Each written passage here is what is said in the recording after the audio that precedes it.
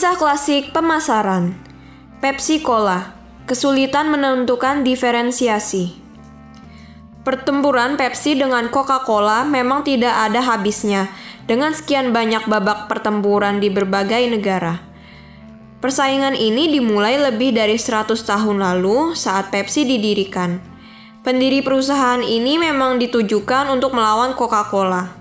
Coca-Cola didirikan pada tahun 1886 dan pada tahun 1899 telah berhasil menjual 280.000 galon minuman serta menghabiskan 48.000 US dollar untuk iklan, yang pada saat itu jumlahnya sangat besar. Pada masa itu, Coca-Cola memiliki posisi yang sangat dominan di industri minuman ringan. Pada tahun 1898, Caleb Bradham membangun perusahaan kecil yang memproduksi jenis minuman menyerupai Coca-Cola. Awalnya, ia memasarkan produk itu dengan merek Brad's Drink, tapi kemudian menggantinya menjadi Pepsi Cola. Produk itu awalnya didistribusikan melalui toko yang dimiliki Bradham. Cara distribusi ini bertahan beberapa waktu, dan Bradham memang menginginkan distribusi produk dilakukan tanpa melibatkan pihak lain. Pada tahun 1902, permintaan produk dari wilayah sekitar toko Brad meningkat secara signifikan. Hal ini membuat Brad percaya diri bahwa produknya disukai konsumen. Pada tanggal 24 Desember 1902, Bradham mengajukan permohonan pelebaran bisnis pada pemerintah bagian North Carolina, dan rencananya ia akan melakukan ekspansi bisnis dengan membuka cabang di Maryland, Virginia, Pennsylvania, dan New York.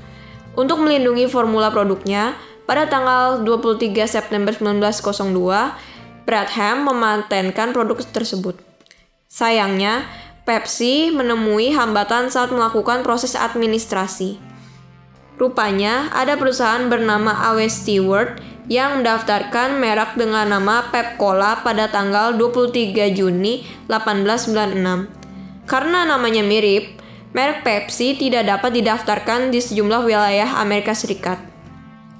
Untuk menyelesaikan permasalahan ini, Bradham memutuskan untuk membeli merek Pep Cola seharga 100 US dollar. Tanpa halangan selain masalah merek dan seiring perkembangan bisnis yang cepat, Bradham secara berkelanjutan mendaftarkan merek dagang dan hak paten di banyak wilayah, termasuk di luar Amerika seperti Kanada dan Meksiko. Pepsi meningkatkan anggaran iklan dari 1.800 US dollar pada tahun 1903 menjadi 66.000 US dollar pada tahun 1909. Peningkatan ini disebabkan Pepsi secara serius mulai memasang iklan di berbagai media promosi yang sering diperhatikan konsumen saat itu, seperti di surat kabar dan dinding kota.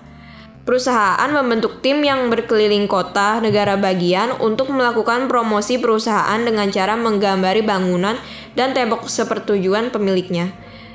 Pada tahun 1909, Pepsi pertama kalinya memakai endorser dalam mempromosikan produknya dengan pembalap mobil terkenal kala itu bernama Barney Oldfield.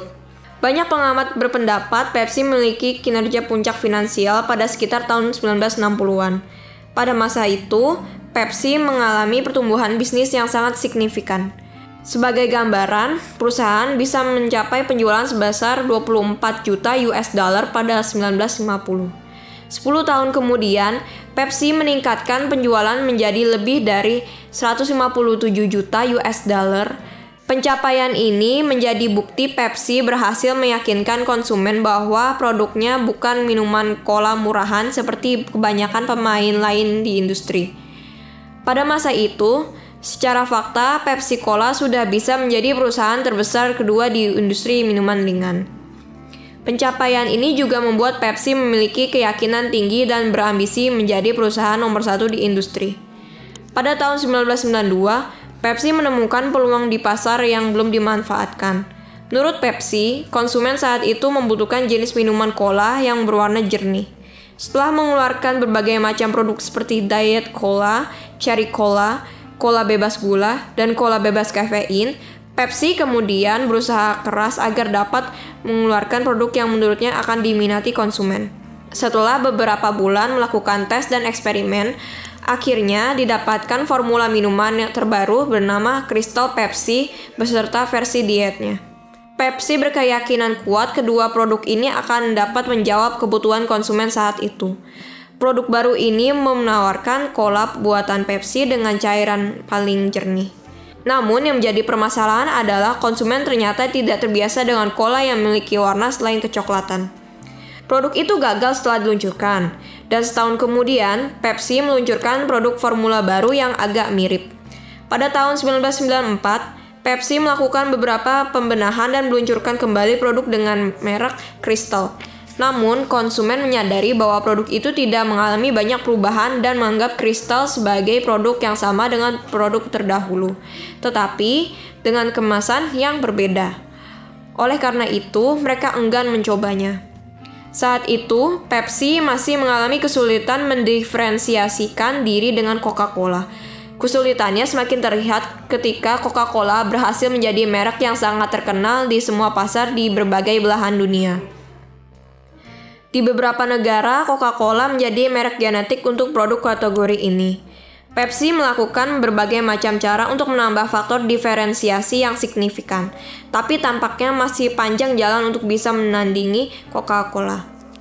Kesulitan terkait dengan diferensiasi ini sebenarnya bermula dari pemilihan warna yang dominan pada produk dan bahan promosi. Cola memiliki karakteristik sebagai minuman berwarna kecoklatan yang memang paling cocok dikombinasikan dengan warna merah. Hal inilah yang mungkin menjadi alasan Coca-Cola selalu mengandalkan warna merah dalam berbagai promosi. Pepsi Cola terlanjur menggunakan warna merah dan biru. Merah sebagai simbol bahwa produk adalah minuman cola, dan biru sebagai faktor yang mendiferensiasikan diri dengan Coca-Cola.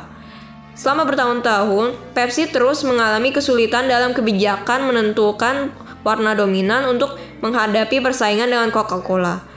Akhirnya, Pepsi mengorbankan warna merah sehingga saat ini Coca-Cola identik dengan warna merah, sementara Pepsi dominasi warna biru.